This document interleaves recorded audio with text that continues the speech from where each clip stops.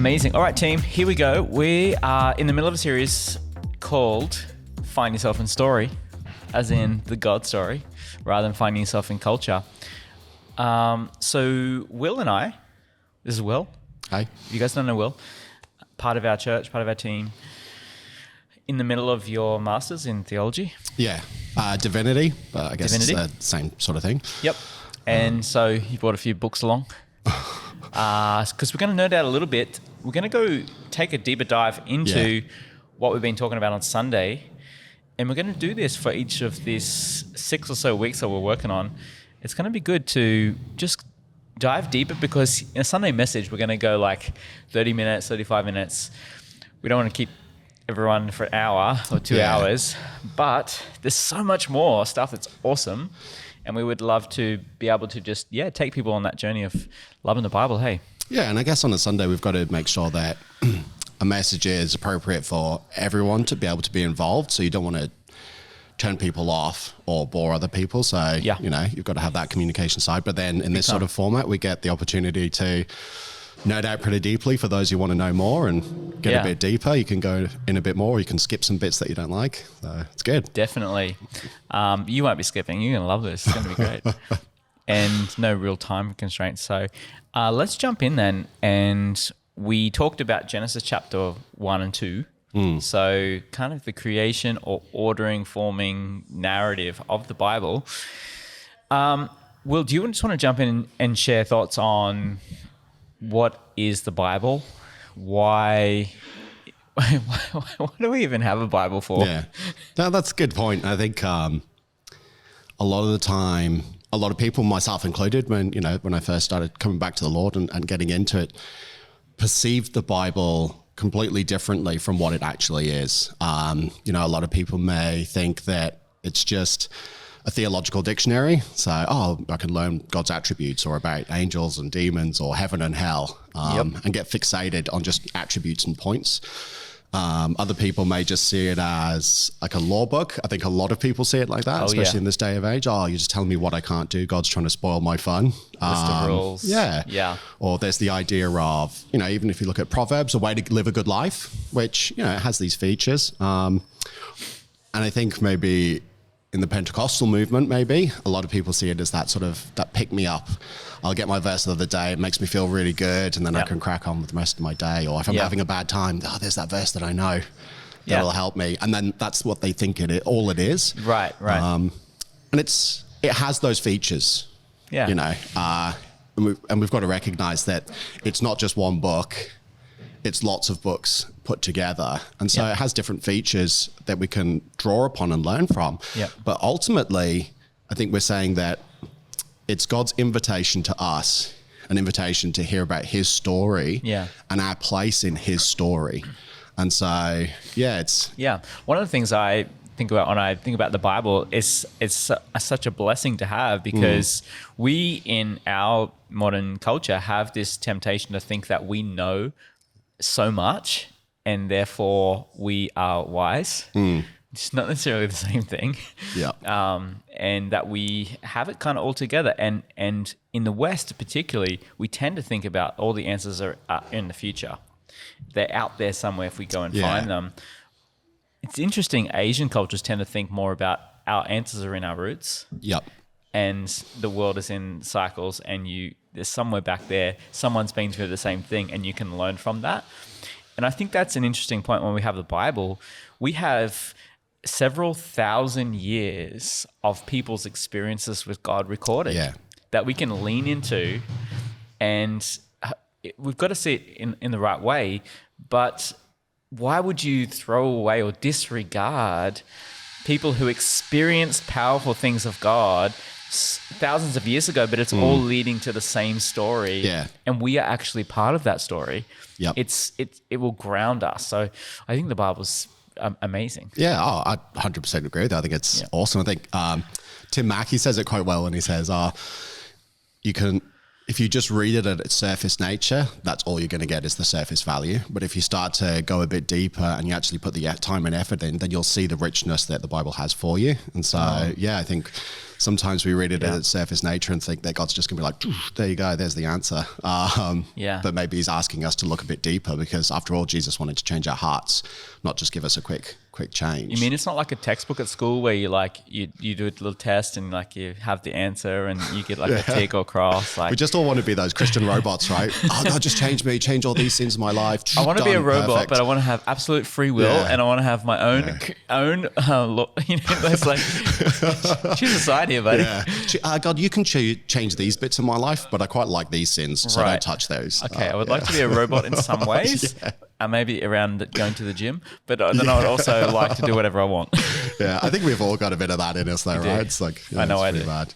But I think you brought up a good point about in our Western sort of eyes, and then maybe in Asia, where we've got that difference between the individualistic side that we have in the West, where the Bible's got something to say directly to me. It's made directly for me. Yes. Whereas in the sort of collectivist sort of ideals of Asia, and definitely in the ancient Near East, it's not talking directly to me, it's talking to me as in a culture, as in my whole tribe or my whole people. You mean it's not all about me? Sadly not.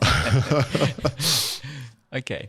So I grew up learning a devotional way of reading, which was really helpful. But I guess along that way, I probably got into a habit of making me at the center of everything that I read. And there's some trip ups in that. Yeah. Oh, for sure. I think it's not just in the devotional read. I think it's our Western culture that really makes us look at it individualistically. Like we see our life. When we look to leave home, it's I'm on my own 2 feet. We don't look at our sort of family or our larger family to look after us and then us to look after them. Once I've left the house, mom and dad, see you later, don't come back to me. Like, you've done your job, it's my turn to sort of go on. And that definitely influences how we read the text. Timmy's bringing us some coffees. Oh, nice. So hopefully he remembers what mine was. What did you get us? I was getting flat whites. Oh, Flat it's white. too much milk. I'm trying to lose weight. Wow. Obviously, just for the camera, The camera puts on like 10 pounds or something. Yeah. So you should stop eating So cameras, right? It's fine. Stop eating cameras. But yeah, we definitely and that's a hard habit to break, I think, and that's something you got to be intentional about.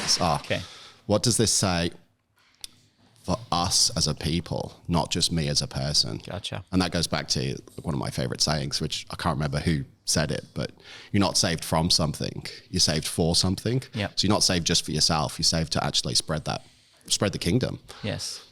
So let's talk about Genesis 1 and 2 then, from last Sunday, going a little deeper. Thoughts? Do you want to kick us off on just some... What did you think about Sunday?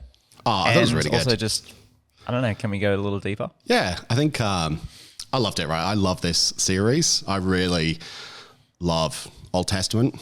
I think there's so much there that we miss. I think we, a lot of the time, think that there's two separate gods. Yes. There's the God of the New Testament and the God of the Old Testament. The Old Testament's like really mean and like Law horrible bad, and grace just, good, Old Testament bad, New Testament good. And we fail to see, actually, it's a whole build-up to the New Testament. And you wouldn't see the graciousness of God if you didn't have the previous side of things. And that also shows humanity transformation and still transforming today, right? It's not complete, but it's getting better.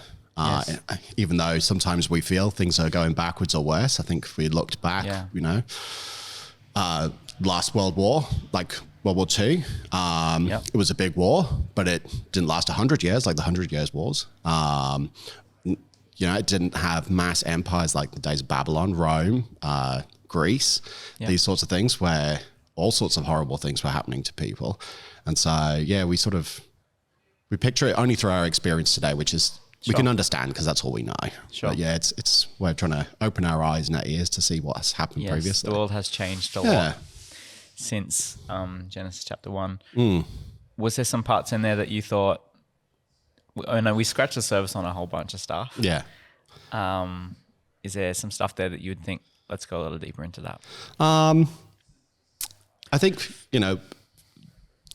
why did God bothered to create in the first place. Yes. I think that's a really good start, because from that understanding, then we know more about ourselves and where we're to go and because why God was salvation. lonely, insecure, and just by needed some himself. people to worship him. Yeah. Oh, yeah. That's definitely, I think a lot of people think, and some of the sort of atheistic point of view is, oh, well, it's quite selfish just to make people just so he can feel good about himself. Yeah. Yeah. And then if you don't believe in me, I'm going to zap you. Yeah, I'm going to punish you. Yeah. And I think we'll come to that a bit later, so I don't want to steal the glory from that one. But so John Lennox, is a mathematician. I think it's like Cambridge or Oxford. Yeah. And he's really good. He's a really smart guy, and I think we'll put some resources from him up. It takes sometimes you have to read his pages a couple of times to get it. It's too smart for me. He's very smart. But he gives a great example about why. And so from science, we can sort of see that he gives the example of a cake. And he says, a scientist can start to tell you what it's made of, how it was made, the particles that made it, the chemistry that went into it and everything like that. But what science can't tell you is why it was made in the first place. Like, why did my aunt make me this cake? She made it because it's my birthday and she loves me. Yeah. And I think that's a perfect way of looking at it. Sometimes we look at Genesis and we're like, did God do it like this, that, the other? The Bible can't be right because it says it was made in 6 days or whatever. And that's not the point. The point is why he made creation. Yeah. Why did he do it in the first place? And so I think look at like John 16:14. It describes how Jesus in the Holy Spirit, and then later on in John it talks about Jesus in the Father, and the Father in the Son, and the Son in the Holy Spirit, and that sort of. So you get into that kind of the concept of a Trinity. Yeah. And that word's not in the Bible itself, but it's a concept that is all through the Bible. Yeah. If you're kind of newer to faith and this concept, it's kind of like it's one of the it's hard to get your head around 3 in 1 kind of concept. Can you talk to us a little bit about what that kind of looks like? I really throw me under the bus there, because I think most people would say they can't accurately describe it, but I guess it's about. We're describing the indescribable. Yeah, one Godhead, but 3 persons. Yes. 3 natures, 3 distinct natures, but within the one ideal. I think Dr. Frank Turek, maybe we could link that video, has a good view of how the Trinity is. I think it's like 3 who's, 1 what, and it's quite a good way of describing it, I think. Right. But from that, if we look at the Trinity pre-creation, then we can see that God himself, the Godhead, is actually a relational being in the first place, because there's 3 distinct things.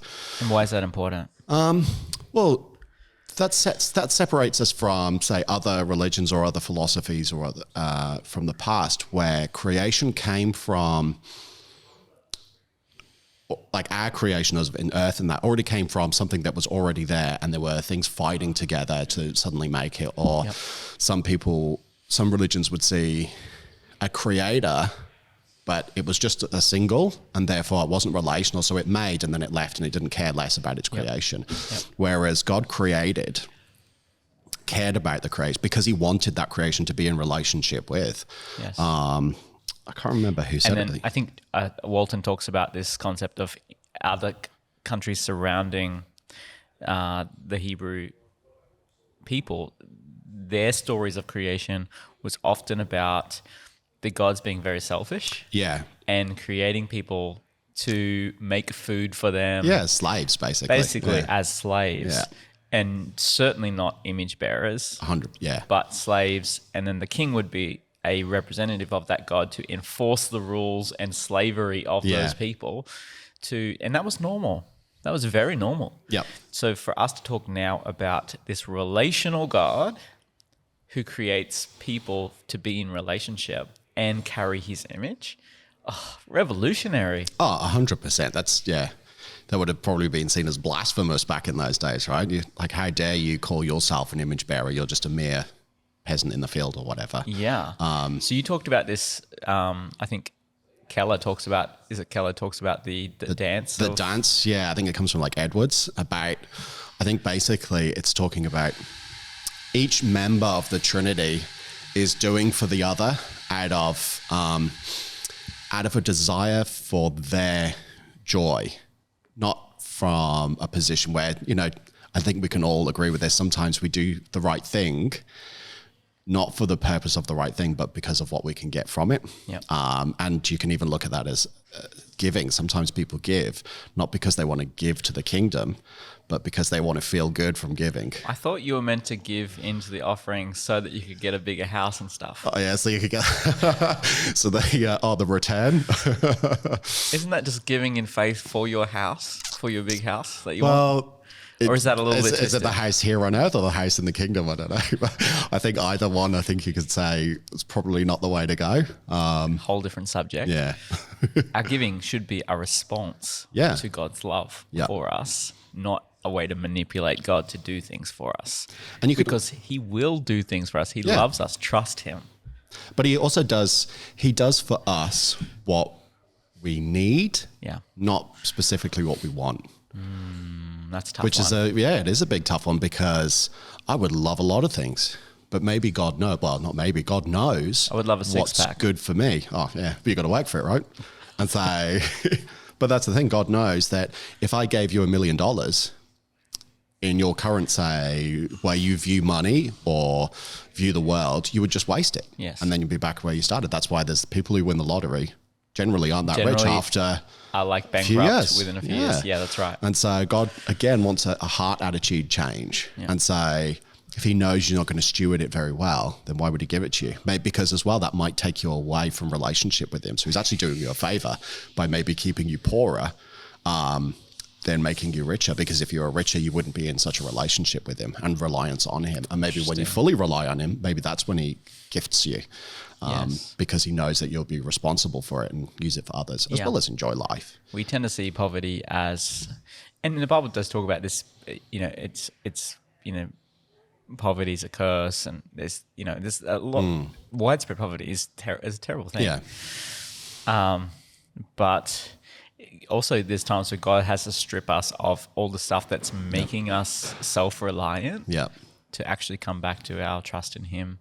That idolization, right? Idolization. Absolutely, which we're going to come to in the fall soon. Yeah. Next week is about idols being, placing myself, even idolizing my own self, but pride, saying I can do it without God, or I can live on my own terms. I can decide what's right and wrong, rather than letting God take the lead. There's that famous saying, like, pride cometh before the fall. That's it. And I never really, not for like, sort of actually thought about it. Oh, actually, before the fall of mankind came pride. I know I ought to be the same as God. I ought to know what he knows. And that's what that lack of trust, broken relationships. So just talking about that you talk the dance of, what is it called? So it's the divine dance. The divine dance, And then so... Here they're right. The Father, the Son, and the Holy Spirit glorify each other at the center of the universe. Self-giving love is the dynamic currency of the triune life of God. And so I think a good point to say was, like, to glorify someone is to defer to him or her for their joy, not for your own sort of joy. We see Jesus do this all the time, right? Yeah. Not my will, but your will. And you can kind of think of that as, that means that the Father's more important than him. That's how we would probably think about that. In our individual eyes, 100%. Individual eyes. But if you look at it in that context, then the whole Trinity is doing that for one another. Exactly. It's that constant giving, because I know you.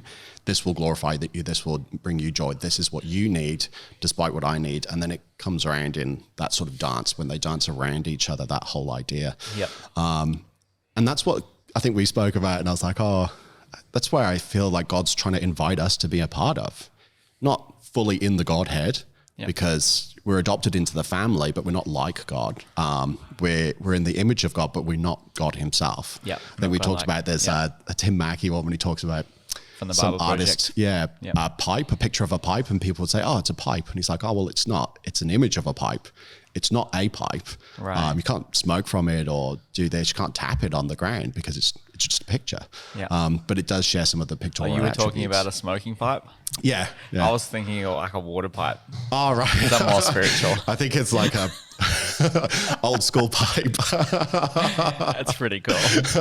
Did you ever have one of those in your early days? I did actually when I was in the armed forces. Yeah. I used to really wind people up because I'd be like, oh, I'm just going for a smoke. They'd be, oh, yep, all right. And then it'd be a pipe and that takes forever to go. Those are my, youthful days of idiocy. Days. I was stretching your lungs. Yeah. Okay. That goes into that dance of creation. That's what we get brought into. And I think this is historian George Marsden summarizing Edward's idea of that dance, of the divine dance. And he said, why would such an infinitely good, perfect, and eternal being create? And it's because that God wants, he's a relational being and he wants to share that relationship with everyone else. The universe is an explosion of God's glory. Perfect goodness, beauty, and love radiate from God and draw creatures to ever increasingly share in the Godhead's joy and delight. The ultimate end of creation, then, is union in love between God and loving creatures. And I think that's where we're brought in, right? It's that's the ultimate end, the purpose of creation in the first place. I love that. God inviting us into his experiencing this incredible relationship,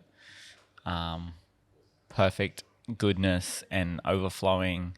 I mean, it sounds so much like the way Jesus asks us to treat each other. Yeah. Defer to each other, treat others. Paul says, treat others as more highly than yourself. Yeah. In First Peter. And then Jesus talking about love your brother or love your neighbor as yourself, which is a totally new concept, by the way. It's not like that wasn't like the golden rule. Everyone has that, right? Not so much. And especially who is your brother? And then who is your brother? Yeah, exactly. So Jesus introducing us to a bunch of these concepts, but I just love that God invites us into that. Yeah. Rather than experiencing that and then looking on at our plight and saying, good luck with that. Yeah, being a distant God. He's not.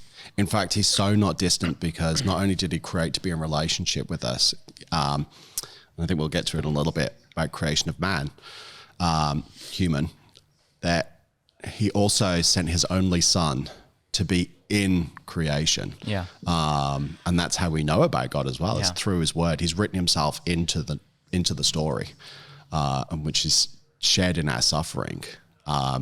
Much worse than we'll ever suffer. Yeah. More than we would ever know. And then also shared in like the physical pains of life, as well as joy and sadness and all the rest of it. Yeah. And so, we know that God didn't just leave us. He's actually there with us. Yeah. God with us, Emmanuel. Yeah, Emmanuel, that beautiful concept. One of the names for God is he's with us. Just in case you forget, my name is I'm with you.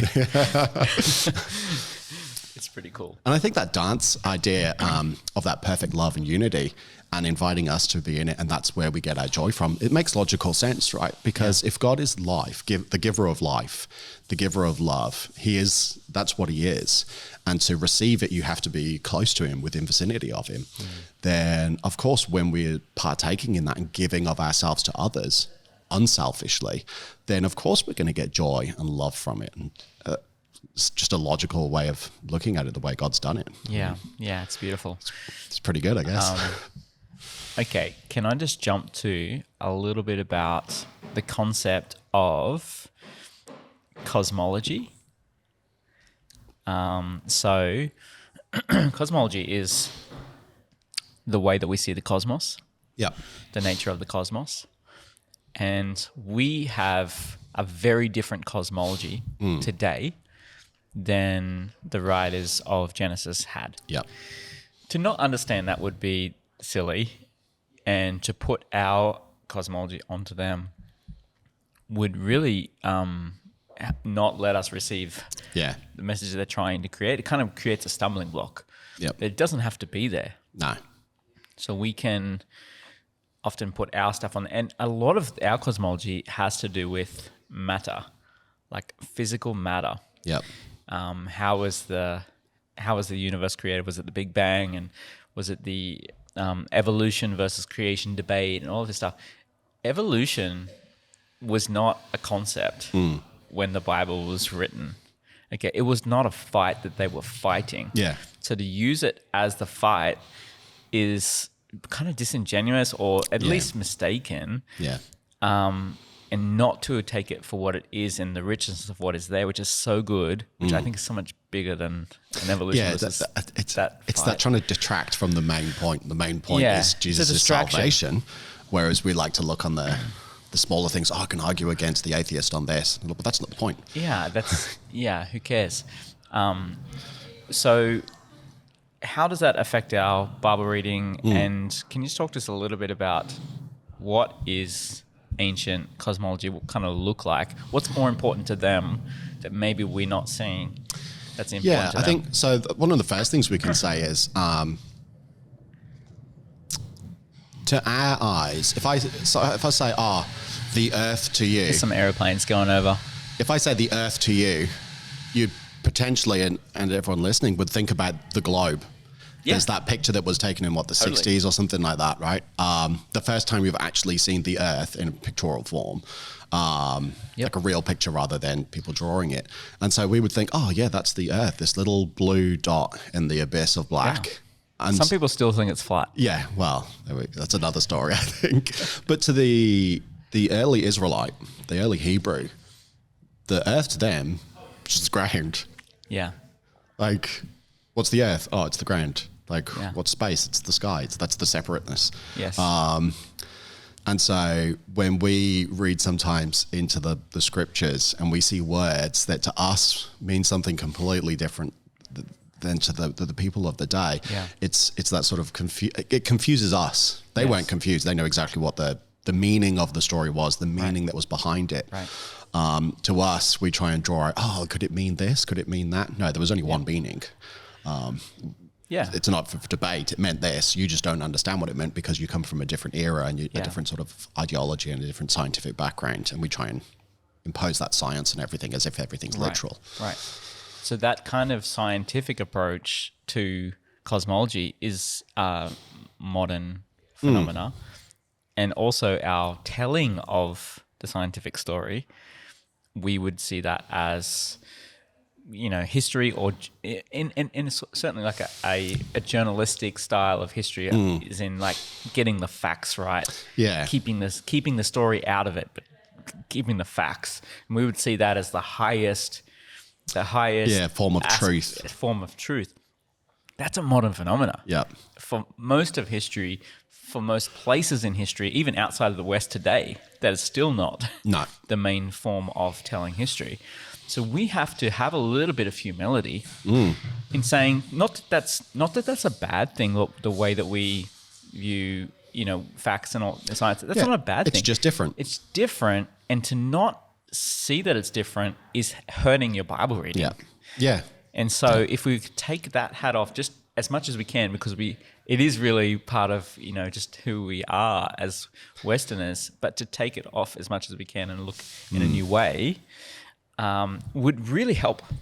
Yeah, and that's something you have to train yourself at, I think, and something I think initially you have to be self-aware of it before then you can start to train out of it. A little bit of humility. Yeah, like I've got a couple of books that have changed my view on some of it. Okay, One was Misreading Scripture with Western Eyes, and then there was a follow-up book that I'm reading currently with Misreading Scripture with Individual Eyes. Who's that by? And so,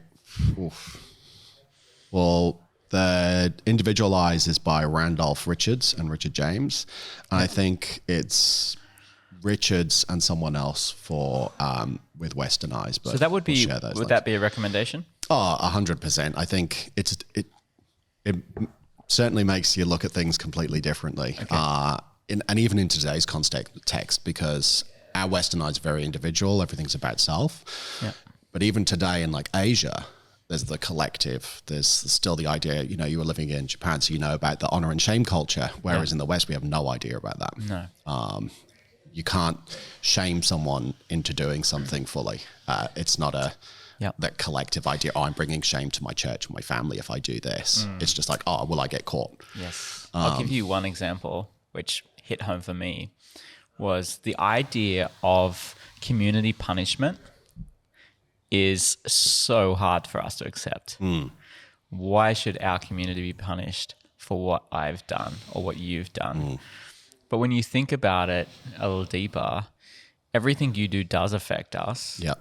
Whether we like it or not. The decisions you make, your neighbors turning their music up loud, it does affect my sleep, which does affect my attitude at work, which does affect everything else I do.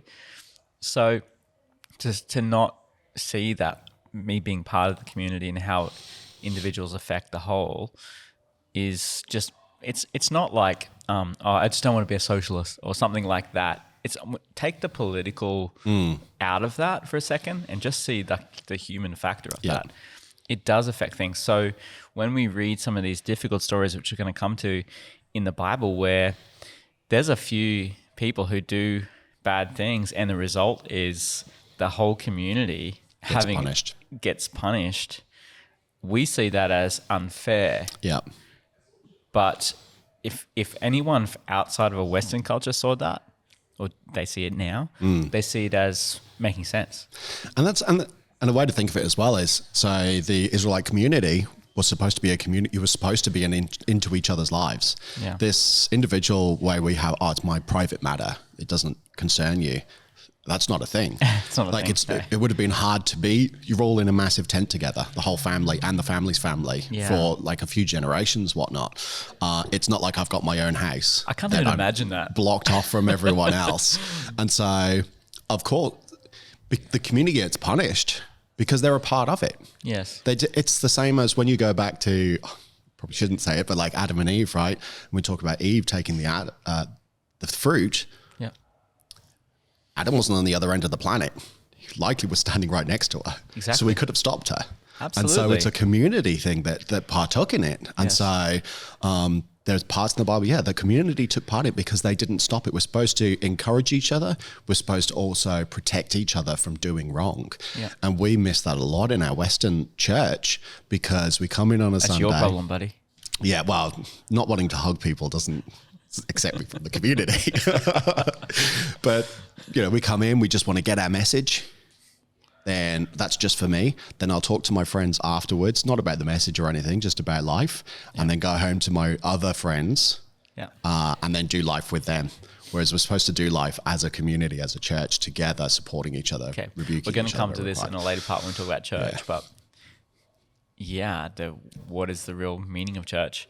So I think that leads you into that sort of community in Hebrew or Israelite culture and even like Jesus' day.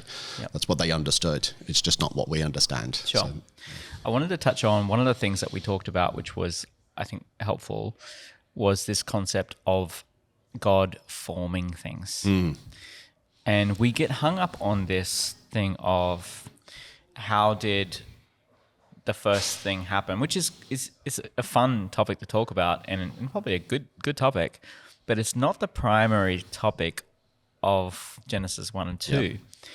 Genesis 1 and 2 is almost like an artist taking, a blank canvas or maybe a messy canvas and cleaning it up or a piece of wood and clay, sanding it back, or clay they talk about in the Bible. Clay is probably a better example. And taking the paint, ordering it and putting it in such a way that you stand back and you look at it and you say, oh my gosh, this is incredible. Yeah.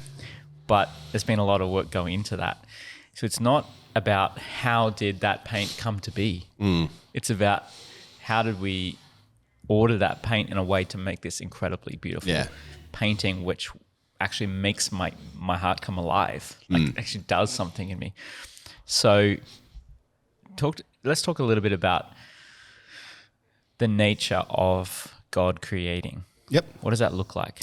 So I guess one of the first things we can look back to is that concept of ex nihilo creatio, right? So creation from nothing. What does that mean? So creation from nothing. And so in our mindset, it's like taking nothing. And science gets confused these days about nothing because they'll be like, oh, nothing can be this, that, and the other. Well, no, nothing is no thing. Like, there we go. Right. And so, but that's not what happened when you really think about it, because God was there. He's not, God's something that's different from us. He's an other from us, or we're an other from him, probably to say the better way. And so when God created, he created from himself, not from nothing, not just like a magic trick. And he spoke things into being, which I think is awesome. And you can look further into it, and that there's a great book, John Lenox, 7 Days That Changed the World. If you really want to get into the sort of the 7 days of creation, I think it's amazing. But also it's like quite hard to follow sometimes. And not saying that it's like a week like we would talk about this. On Monday, God. Well, I think it's only the 6th day that has the word the article. The rest is a day. And so if we look, I think we spoke to before, like, back in the day, I'm not pointing to a specific day when something happened. I'm talking about back in a period of time. Yeah. And so, like, if you're really into that, then John Lennox's book is really good for that. Don't get caught up on that, putting your everything, all your science day on it. Yeah. Eggs into one basket. Yeah. Because then you lose out, and you also lose out from sharing the message. So if you share the message of Jesus Christ and the gospel, and people are like, oh yeah, I could really get into that. But then they're like, oh, well, I just don't think the world was created in 6 days. And you want to argue that, well, like, what are you doing? Yeah. Jesus is here to save, not to talk about science. Yes. I think there's some good points to say the logical order of the creation days is quite a good one to talk about. And we love science. Yeah. And we get to record because of science. Yeah. And wherever Christianity or Jesus followers go, science flourishes. Yeah, 100%. That's a fact. Look at history. They were the starters of science. Yeah, we love science. We love to discover how God does what he does. It's part of our nature. It's discovering how it is done, also being part of the creation process ourselves, knowing how something was done, creating something new that didn't exist. Yeah. And so that was part of God's purpose for us as well, right? Yes. But yeah, so then so John Lennox on the 6 days of creation, there's a good one. But then when we come to the creation of human beings, Adam, then that's when God actually takes from what's been created. He didn't speak it into existence. He takes the dust, right? The dirt, takes something that's already made and then forms us out of it. So we're a part of it, not something that's made other. It's fully part of it. Yeah. And then that comes to the image of God, which I think is a great one too. That phrase, made from the dust, is more than just it's more than a matter. It's more of a concept of the nature of what it means to be a human. Yeah. We are part of the earth. Yeah. We're not escaping from the earth to our real home, which is spiritual in heaven, where we fly around with harps and stuff. Get used to this planet because we're going to be on it for eternity. You better love this planet. It'll be a bit better, but yeah. How can we love this planet? Because we're going to be part of this. How can we help it flourish and others flourish within it? Such a different way of approaching the world. Yeah. So different. Oh my gosh. I think so, yeah. I mean, when you actually if you look at the earth as something that's throwaway, like we live in a throwaway microwave culture, right? Yep. I want everything now. I want something new. I just chuck away the old. Fashion's a great example of it. Like the amount of waste in fashion is unbelievable. Cheap, quick fashion. I know when I was younger, I had hardly any clothes. It was expensive. Yeah. But nowadays, people... Because you're like 90 years old, so... Well, I wouldn't go that far. I think I'm only a year older than you. Like, you're not even that old. Like, we're the same age. But it's true, though, right? Things, we've come a long way in my parents 30-odd years. A couple of coats and... one coat and... Like, my mum and dad weren't well off by any means. I mean... Yeah, he's a vicar, right? So he sort of took wealth away from us. But you didn't have that sort of stuff. And even people who were fairly wealthy didn't have heaps of things. It was just too expensive. It's probably better quality, though. Yeah, well, that's how we've brought the prices down. But people just throw it away. Yes. And so with that throwaway culture, we're like, everything's disposable, including the earth. And if we have that ideology of we're leaving here, when I'm dead, we're gone, we're leaving this place behind. One that says that God made a mistake in making it in the first place, which he didn't. And two, it means that we don't care about what we have while we're here.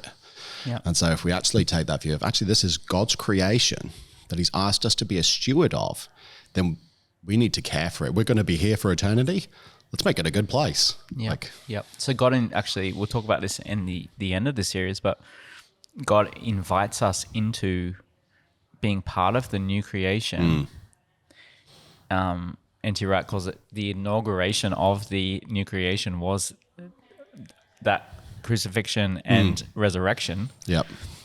But now we are part of this new creation of, once again, same story, filling the earth with God's goodness. And part of that is our original vocation of the flourishing of the world. Yeah. The people as part of that. Yep. Not as separate from the world. Yep. As in our earth, but as part of the whole creation. Yep. And that, to me, that got me so excited. Like, oh, well, that means that, doing good things for the planet is not just a hippie, tree-loving, that kind of thing. It's actually, no, we actually causing, and if we're doing the right thing, I mean, I'm not a scientist, but causing the world to flourish is a good thing. Oh, 100%. I think we let our political, individualistic minds take over what God wants. I don't want to be a lib, because we so dislike something, then it's instantly, that's got to be against God. Because then we're trying to read ourselves into the Bible to use as a weapon rather than an offering. Yes. I'm not saying this clear enough, but when I talk about Lucy wants to be a vet, my daughter, and I was like, this is the original vocation. I thought that was a perfect example. It's a high calling.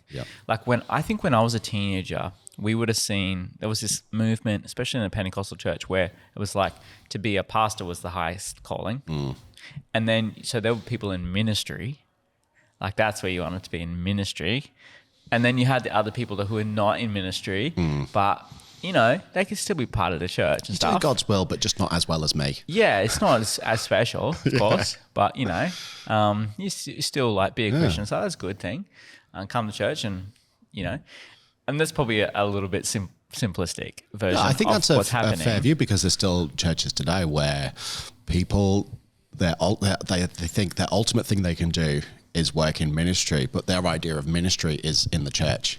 Yeah. Whereas we have the opportunity, every single one of us has the opportunity to be a minister out to the rest of creation. Yes. We get to minister the word of Christ. We get to minister God's creation, that everyone is part of it to the rest of the world. If we all just did ministry in church, then there would be no more Christians, because who's going to spread the word to the ends of the earth? Yeah. We're just spreading it to each other and having a great time. Yes. So being part of new creation is more than just sharing 4 spiritual laws to your neighbor. Maybe it's also going and helping your neighbor move into the house, or planting a garden with your children. There's so many parts. And doing those things, like helping your neighbor or helping someone who doesn't expect it from you, is a great way to then start the conversation about Christ's salvation for you. Why are you helping me? Like, that's weird. Yeah, well, Jesus died for me. He expects me to go help people and do for others. That's why I'm helping it. Oh, that's not the message of Jesus I know. Yeah. The message of Jesus I know is like, oh, you're saved from hell. Like, and so that's a great way to start gospel sharing at work, when with your manager who may dislike you, but you bring them a coffee, or you're nice to them when they're mad, or you're quick to forgive and get over it and actually do a great job, even though maybe you're not getting the promotion you think you deserve. Oh, why are you like that? Well, Jesus died for me and I get to work for him. I'm not working directly for that person. I'm doing this for the glorification of God, not for the glorification of me. Yes. Yeah. Awesome. But I think there's an interesting part, I guess, about that humanity, like people as that vice regent, so that that's a good word. God. That's probably a better word than some of the ones I use. Vice regent. I read that just from someone else. I think that was from one of my lecture notes, so I can't take that. So we're moving sort of more into purpose now. Like, what is the purpose of being a human? We're talking a little bit about this. Vice regent. Later, Paul calls us ambassadors. Different words used. But it's taking what God has and then spreading it. Yeah. Um, So that image language, made in the image of God, he's sovereign over all, but he asks us to join in creating. Like Adam was asked to name the animals. I think we discussed that. God could have named them and just said, "Oh, these are all their names." Yeah. But he's asked him, like, Learn join in with me. memorize them. Oh, what did I call that thing again? But he's asked him to join in that creation.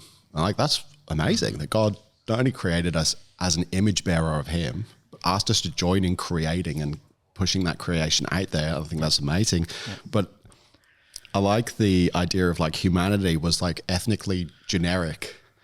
It didn't say, oh, just a Middle Eastern man and woman. It was just like humanity, everyone. Yes. And so then that shows us that we're all image bearers of God. We all get to be a part of that. Yeah, which I think is pretty fantastic. I can never treat someone as lower than me, or when I treat people badly, I'm treating God badly. I'm treating God badly. Yeah. It's such a great, beautiful concept, and the more we dig into this, the more I just love who God is, and just want to be closer to him. Yeah, 100%. Want to know him more. Want to have his ways become my ways. And it gives you that different perspective of people. Yeah. Like, it's not just me that's an image bearer; it's you that's an image bearer as well. Yes. And therefore, like, the way we relate should be completely different. Yeah. And because God's within that relationship. Yeah. It's not just a 2-person relationship; it's a 3-person relationship because you've got the person of God within there too. Yes. So we're going to come to the issue of violence pretty quickly because their disobedience or their pride quickly leads to treating other people badly. Yeah. So we're going to get to Cain and Abel pretty soon. That'll be the good. Violence, and then not good, but interesting. At least. Descending into a city of violence. But before we got to there, we already had that mission. Yeah. The mission of spread this garden, this concept. Wow. To the ends of the earth. Like, we did the opposite. Yeah. We excluded ourselves from it and from the tree of life. We spread the violence. So, okay, so here's might be a good way to end. Talk to us about the tree of life. What is the tree of life? What's the purpose of that? It seems like a fun, interesting concept. I guess it's the idea of God himself, right? Yeah. The closer we are to God, the more life that we have. Yes. The further away from him, then the opposite of life is death. Yeah. So if God is light, then away from him, you're in the shadows sort of thing. And so if you want to have that life, that abundant life, then you've got to be close to the tree of life, which is God himself. Yeah. And so when we relinquish our responsibilities, which was to spread that garden throughout the earth, and we've given that up and we've chosen that actually I'm equal to the Lord rather than subservient to him and other, then we've removed ourselves from the tree of life or that relationship with God. And then Yep, absolutely. So we're going to come to the concept of sin soon, but I love how Tom Wright puts this it's about relinquishing or giving up our vocation to be the image bearers and God carriers to the whole earth. It's giving that up to what he calls the powers. Yep. So giving that over to the enemy, giving that over to pride and to destruction and back to chaos ultimately. Giving up who we were created to be. Yeah, that's the concept of sin that we're going to come to. It's a very different concept than breaking the rules. It's also the idea of, like, I guess, you've given up that authority that you've been given. You've given up the image that you've been given because you're trying to get the image of something that you've already been given. But you do not realize that you're already an image bearer. Yeah, and then it's like, I'm trying. You look at the Tower of Babel, right? It's like, trying to make a name for ourselves. God's already given you a name and an identity. Yes. Choose to forget it and try and create your own. You're throwing away a perfect identity and trying to take one that's not as good. We just fail to see it, right? So, tree of life. It's there. God is still here offering us life. Jesus said, John 10:10, I have come to give you life and life to the full. Amen. Meaning, I am the tree of life. Yep. Jesus, he's here. Yeah. You can know Jesus. And I just encourage people to maybe stop and take a moment to pray and invite that life to come and fill them. And part of that is a surrender of our pride. Yep. Part of that is a repentance or a turning away from that pride and that giving up coming back to who we were created to be. Yeah. And that is part of the family of God.